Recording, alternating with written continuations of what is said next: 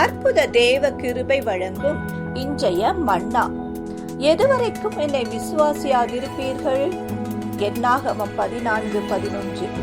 தாவீதை பாருங்கள், மரண கட்டுகள் என்னை சுற்றி கொண்டது, பாதாள இடுக்கண்கள் என்னை பிடித்தது, இக்கட்டையும் சஞ்சலத்தையும் அடைந்தேன்.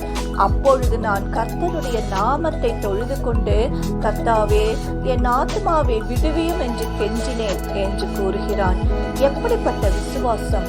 கஷ்டத்திலும் பாடுகளிலும் அவருடைய நாமத்தை தொழுது கொண்டான்.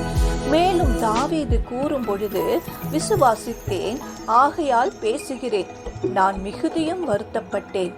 ஆமேன். நாம் இப்படிப்பட்ட சூழ்நிலையில் தாவீதை போல கூற முடியுமா? எத்தனை பேச்சுக்கள்! கஷ்டத்தின் நேரத்திலும் கர்த்தராகிய இயேசுவை விசுவாசித்து அவரை தொழுது கொள்ள வேண்டும். விசுவாசியுங்கள், ஆண்டவர் சூழ்நிலைகளை மாற்றுவார். ஆம்.